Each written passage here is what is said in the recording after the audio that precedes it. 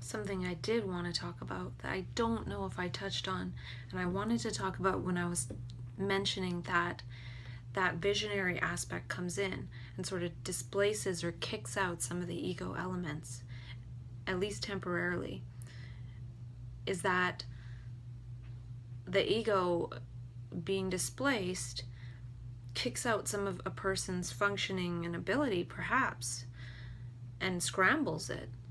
But what happens is that a person in the visionary state, they can actually acquire new abilities. So a person doesn't necessarily have a disability. They perhaps have different abilities.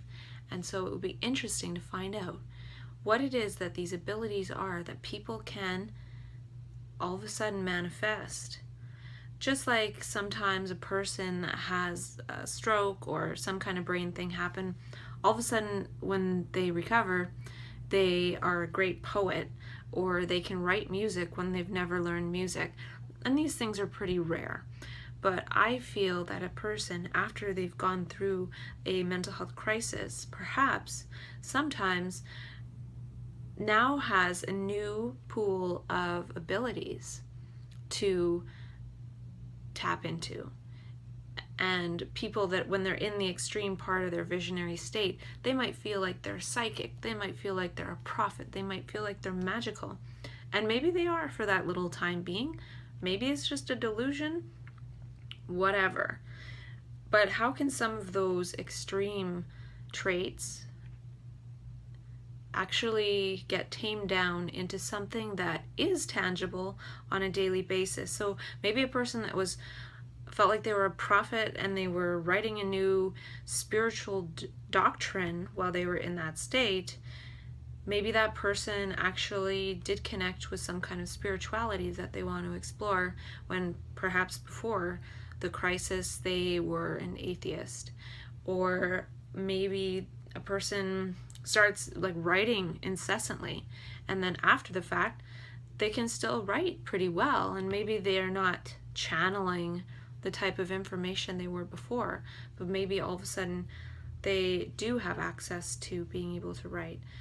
Or I feel there's a lot of heart-centered qualities that come into play.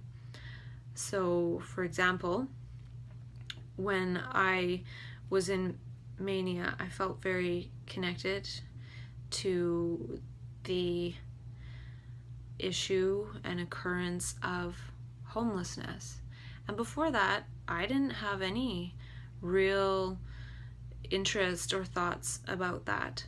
But when I was in that state, I could feel it like I know, or I can sense, or I have a felt sense, or it's like it's within me that I can feel the empathy, the empathetic resonance with the person that's homeless. And I could really feel it, and it was extremely painful. So even though the manic state is very beautiful and wonderful and happy, I also experienced a lot of pain in that I was so open and I was so vulnerable, and I was so as if there was no ego of my own self to block me from resonating with whoever it was that I was perceiving at the moment. So if I was looking at a little child, I would be in just like glee and happiness and how wonderfully happy they are. Or if I saw a parent yelling at their child, I would just kind of be mad, like, you know, you don't need to do that. And then if I saw like a homeless person, I would feel incredible pain and sadness and freezing cold, and just, it's almost like since I was nothing as an ego, I was just wherever I was what that situation was, and I could feel it. And now imagine if we were like that all the time, if all of us could really sense what we were seeing. So if somebody looked at a homeless person, they felt what it was like to be homeless. They didn't feel yada yada yada going on about what's for dinner, thinking about what happened at work and looking at it and walking by, which means not actually seeing anything at all. Not seeing.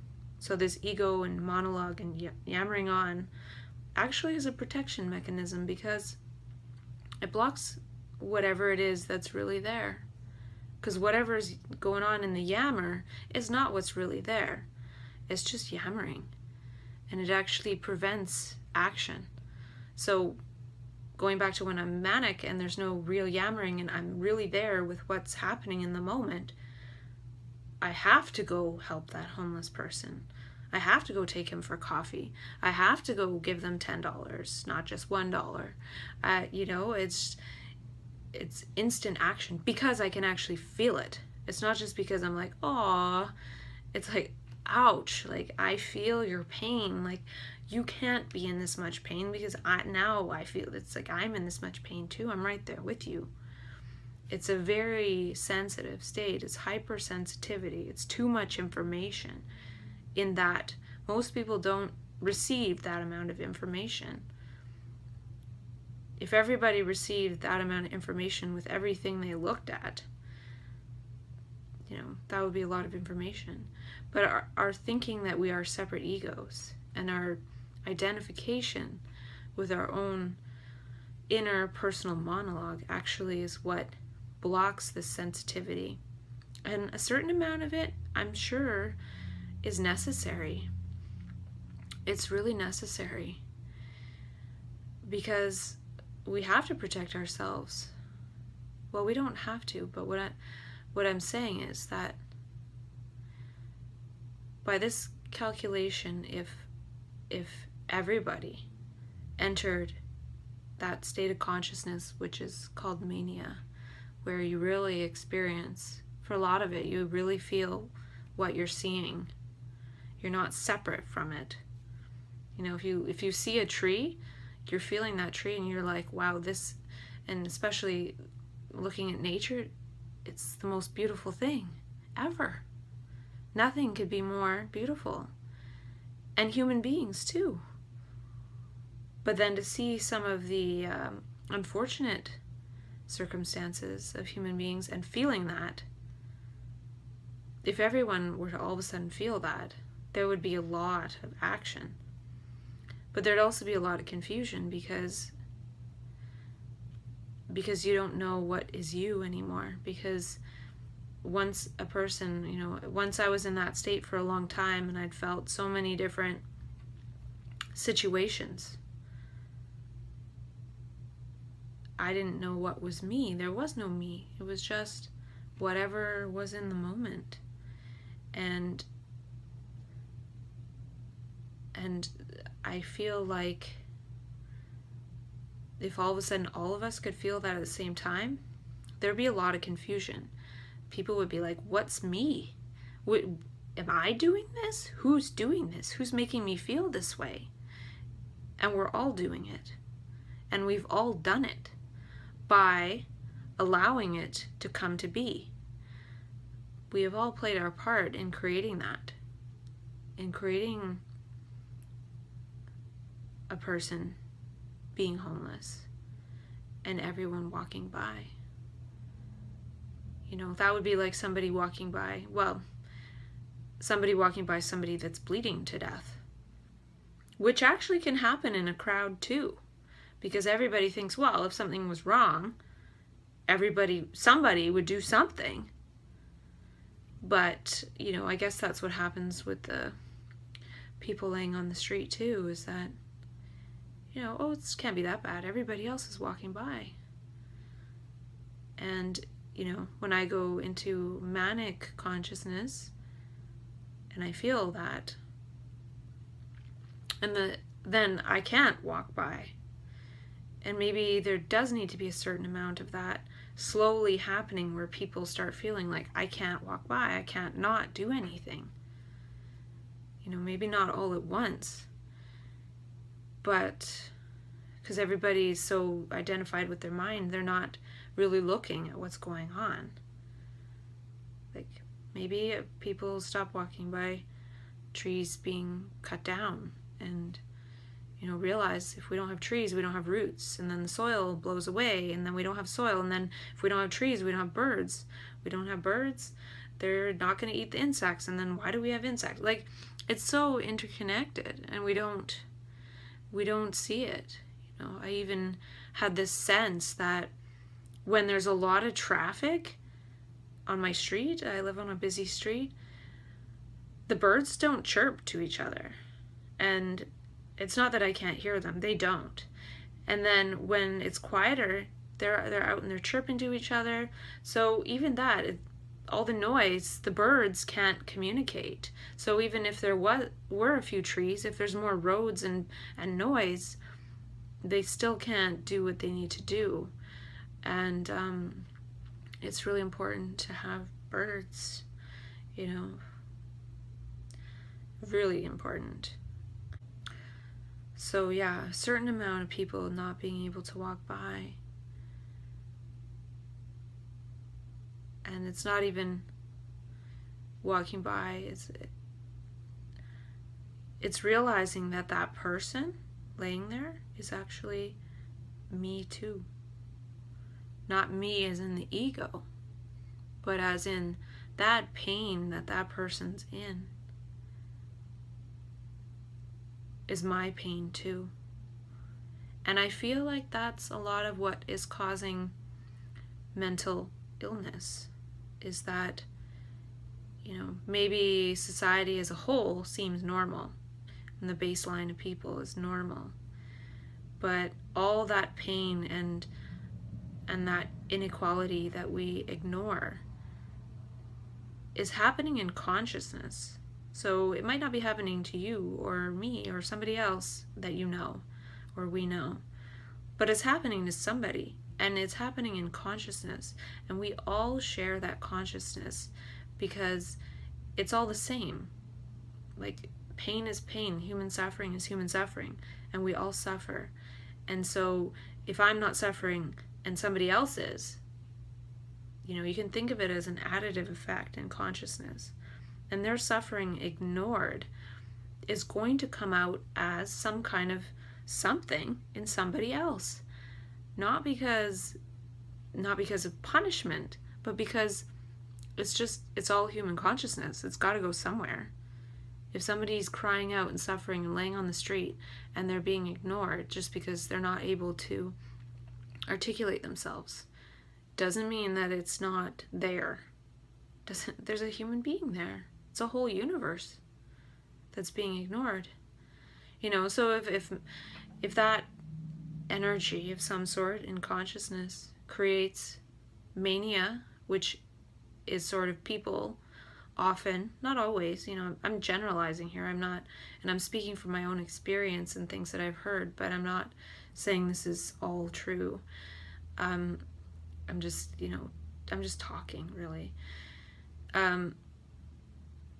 That energy of that person suffering and crying out, laying there, you can almost think of it as like a negative disturbance in a way that creates like this positive disturbance in consciousness that creates almost a person being manifested to have that energy where their ego sort of disappears a bit and they're not able to walk by. So the one being walked by and suffering and calling for help inside, that energy could create that a consciousness responds, a person responds, maybe not exactly to that person laying there directly, that would be,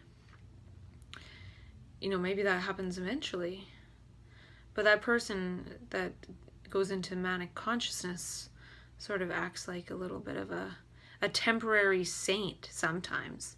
Sometimes it's not all saintly in mania. It's not all happy. People often get very angry and very agitated, and oftentimes it's because of injustice. And even if it ends up coming out as like, a person that is experiencing the mania, it sometimes comes out as they're mad and they're the angry one, and they're mad about something personal. Sometimes it happens that way, but a lot of times that's just built up over seeing so much injustice and feeling so much injustice for a period of time, and then eventually comes out as like F you, you're stopping me from, running or something. I don't know what it is, but, and then the person's seen as very egocentric or grandiose, and the grandiosity is often a person feels like they can really help the world. Sometimes often it turns a little bit because it turns into like, I'm the one, but really that translates as I'm the one and so are you, and we all are, and most people are not sensing that and feeling that at the same time as a person that's in that consciousness is. But again, perhaps the world needs a certain amount of people thinking they are in order to eventually have enough people that really feel like they want to change the world. So it's one thing to feel like I'm the one, but it's another thing to feel like so are you, and what can we do about all of this? So sometimes it usually does go too far because it's difficult to know where to stop it, and it doesn't really stop on its own. And it's actually not a pleasant feeling to feel like I'm the one or it's up to me. That's the height of it, is I'm the one and it's up to me to help everybody. And the worst of it is, I'm all alone. Like, I'm so alone and there's nothing I can do. So it's definitely a spectrum, and part of this, once that energy gets activated in somebody, a person often experiences that whole spectrum from, feeling altruistic and empathetic in the moment because they're actually feeling the states of other people, and it's not, this isn't anything miraculous. It's just information. So words are 7% of communication in general. It's more than that, but in general, you can pay attention to what somebody's saying. But then you can also pay attention to body language, and you can also pay attention to tone of voice, and a lot of different things in order to read situations. So to read a situation, I could close my eyes and just listen to words and tone of voice and get the message.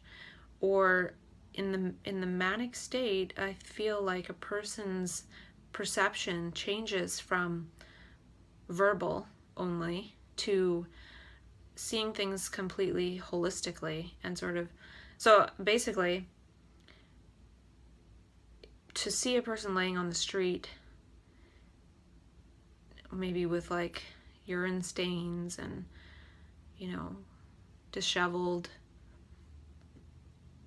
if you were to, you can say, oh, poor homeless person, in your head, and that's like those are some words.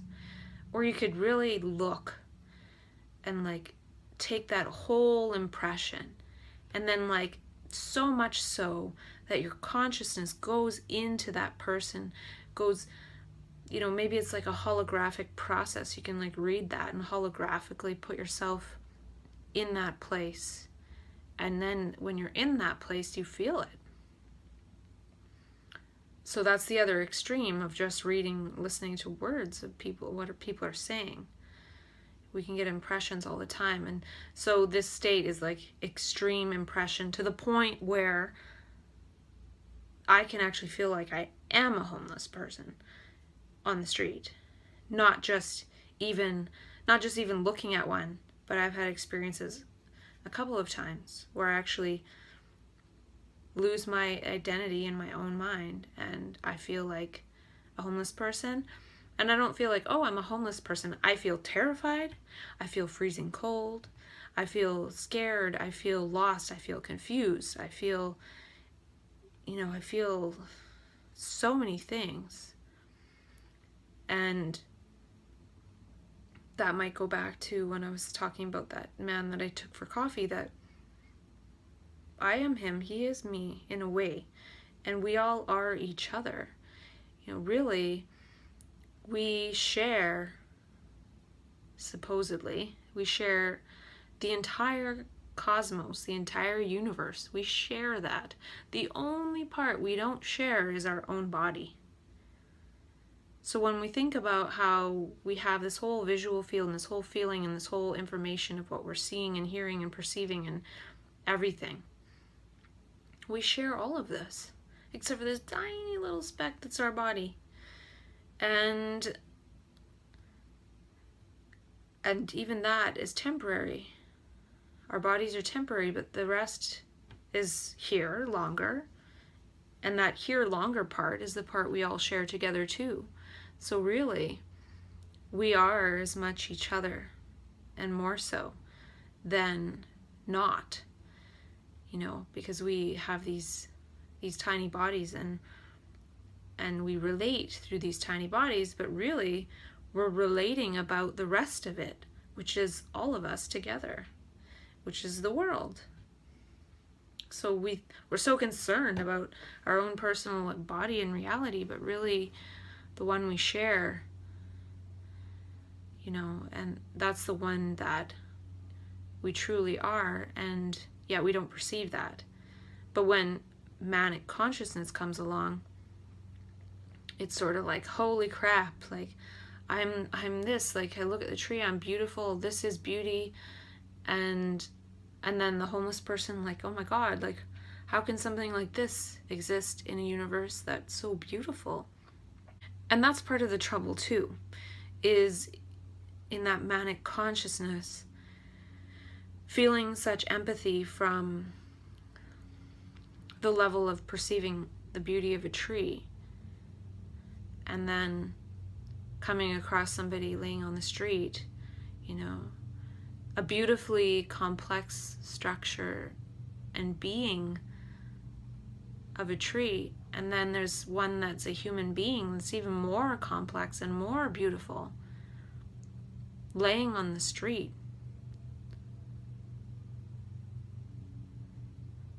I guess it's no wonder that we allow that for human beings when we'll chop down a tree and not even think about it, or not even think about other resources that could be used, or treating trees as a resource. It's not a resource.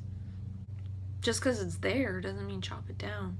We chop down trees, and we chop down human beings. We let them lay there. So the super beautiful structure of a human being is just wasted. If anything, humans are our greatest resource.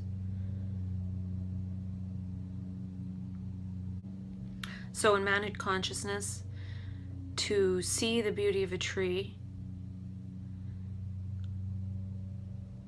and then be at that level of beauty and wonder, and then see a human being laying on the street is like the ultimate roller coaster in consciousness. To have the conscious experience of the beauty of a tree, and then have the conscious experience of the unbelievableness of a person laying there like garbage, is difficult. It's like, that is mania. That is the fall from mania to psychosis. It's like, wow, the beauty of a tree, and then the awfulness of trees being cut down, to like a human being laying on the street. It's like it's hard to stay in that state of wonderment and beauty, because not everything is that. And I feel like part of the trouble is that we don't know how to help, or we don't know what to do. So there's nothing a person can really do about a tree being cut down in that moment. And there's only so much a person can do for the homeless person laying on the street, unless the person in manic consciousness is like, hey, come home and have a shower, and the homeless person probably experiences that as like a miracle, as an angel or something.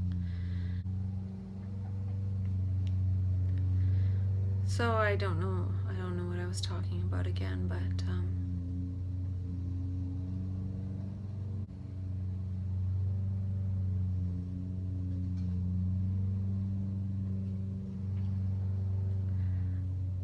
so yeah, I can remember I was talking about the example of if everybody all of a sudden had that sort of sensitivity to other people and what they're experiencing, it would be very confusing. It would feel like all of a sudden, basically it would feel like psychosis. It would feel like everybody would be in psychosis at the same time, and there would be absolute chaos because nobody would know who did what and who was thinking what and what thought came from where, and that's going on all the time. Yet some of us are able to block it with our egos and our thought structure. But it doesn't mean it's not there, and it doesn't mean that it's not affecting people in other ways. One of the things that I fundamentally came to when I was in that state was that we are killing each other with our thoughts, feelings, and actions. So if you think about consciousness, and we all share it, that inner subjective realm of visions and thoughts and words is collective to all of us, and they collectively have an effect, and they produce results. And so a bunch of bad thoughts over here causes one psychosis over there, for example. Why are so many people hearing voices that aren't their own? It's all one consciousness, and we can all hear and sense and feel things, and only to a certain extent. If we could feel them more, we would maybe act on things more, and if we could feel them way too much, we would be in pain from other people. We probably already are, we just don't really feel it. And if we could feel it even more, we wouldn't know what is our own pain and what is anybody else's pain. We'd have no idea. We would just be like looking around. We'd have to like plug our ears and close our eyes because we wouldn't be able to manage it. It would be so loud. And I'm wondering if this is why a lot of kids are being born autistic, is because they need to drown that out. They end up staying in their internal subjective reality because, maybe the collective unconscious is too loud for them, and they're like, ooh, I'm going to stay in here. And then I'm going to stay internally, and I won't necessarily learn language because that's the thoughts that are the words that end up harming people. Like thoughts as language and words. Like there's so much about thought disorders. Maybe all thought is disorder. And this isn't a new idea. This is an insight of J. Krishnamurti. He says thought is disorder, not there's a thought disorder. And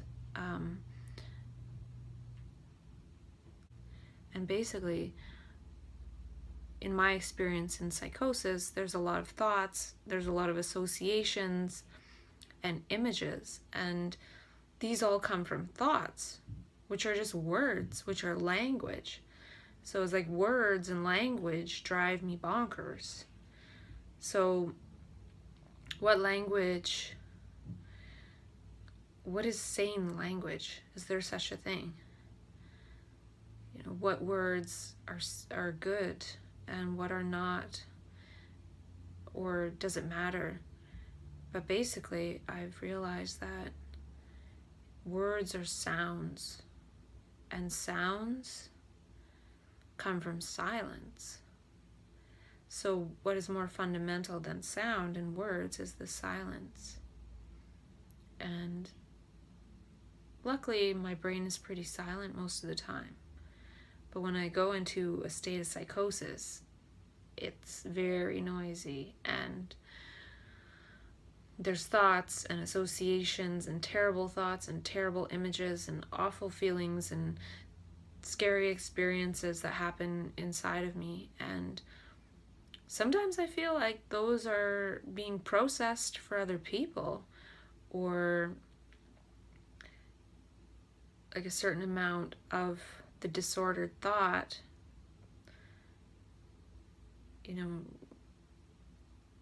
goes through a certain number of people. Like, it's got to go somewhere, I guess, for processing. I feel like a processing plant for brain sewage. And I don't know if that's true or not, but it does go along with we all share the same consciousness model of things. And I don't know if that's true. It's also something that J. Krishnamurti says, that we all share the same consciousness. And really, this is a crisis in consciousness. It's about the consciousness. It's not about the individual person. And I don't know. These are just some thoughts and ideas. This is just about inviting conversation that's different. And there are a lot of people out there, amazing people, that are having conversation about this.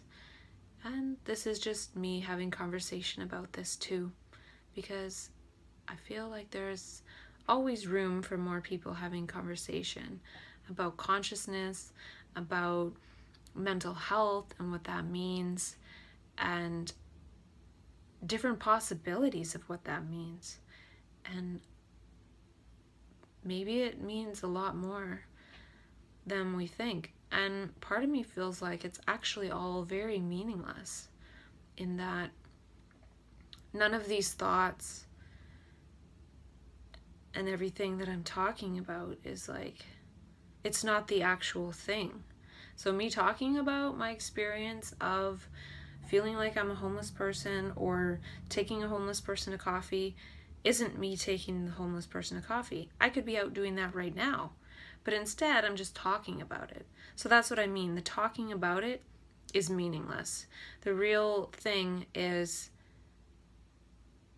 maybe perhaps being able to see more clearly that it's taking action on these things that one sees on a daily basis. That's really important. And perhaps in my own case, these are things that I'm experimenting with, but moving towards embodying. I would like to move towards embodying my mania, meaning how I was in mania, I would like to be like that on a daily basis. Not by being manic, but just by being a human being.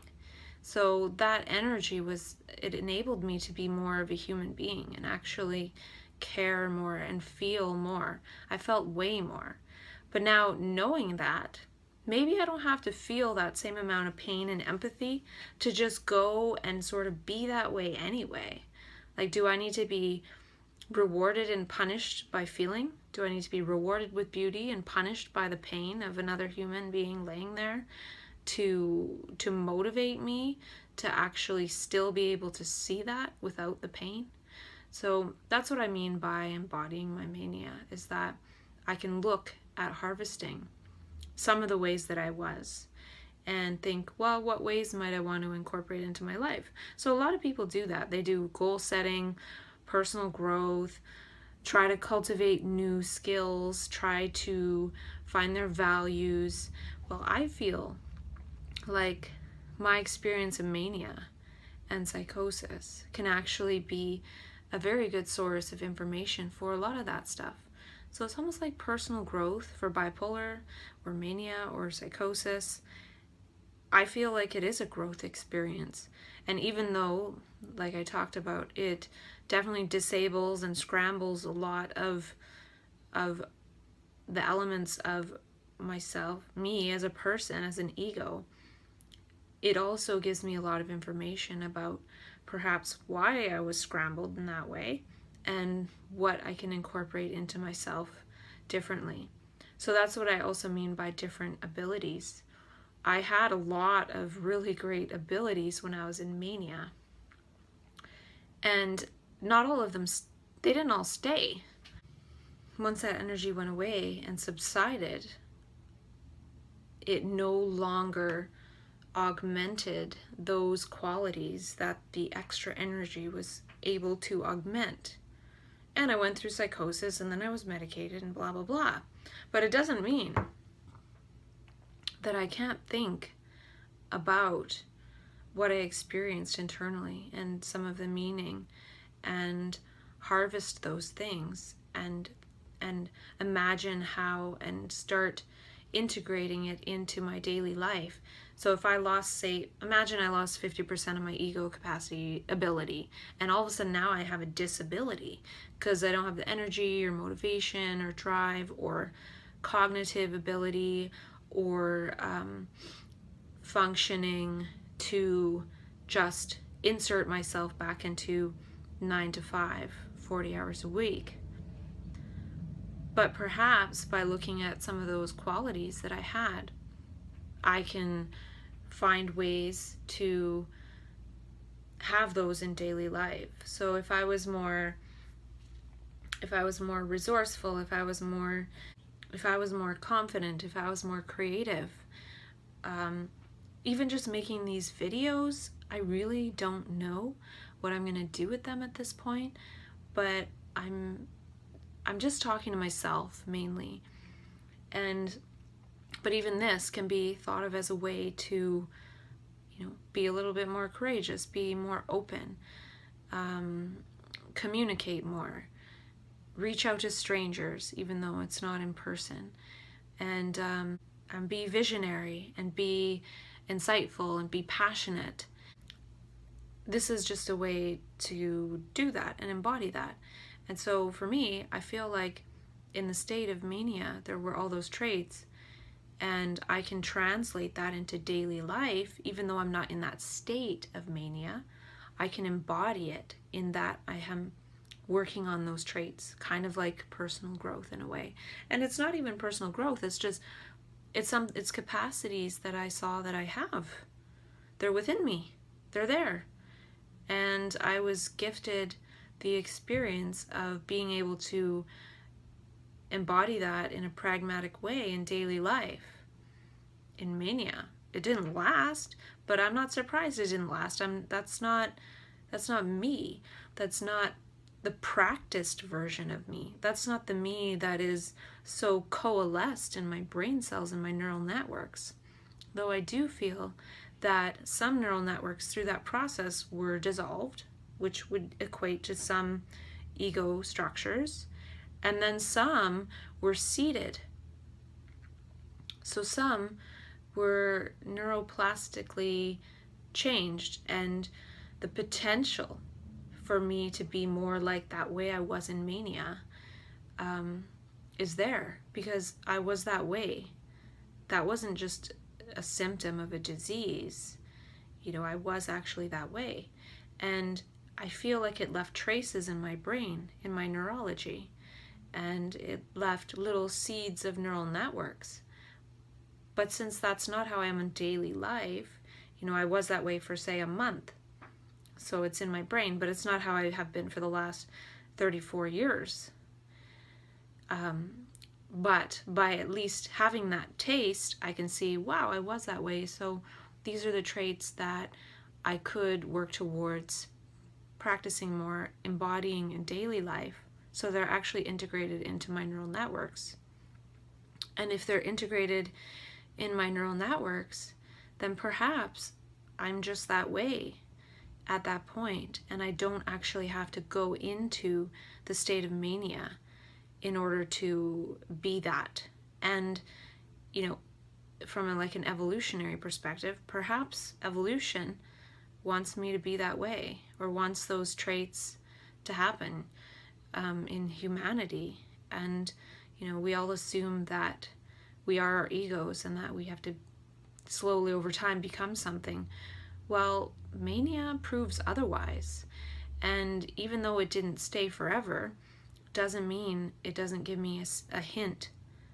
It's, a lot of us think about our dreams and our goals and our traits and how we want to be and our values, and we put them on a vision board, and then we try and visualize how things would be and how would it feel to be that way, and if I was that way and if I had those things.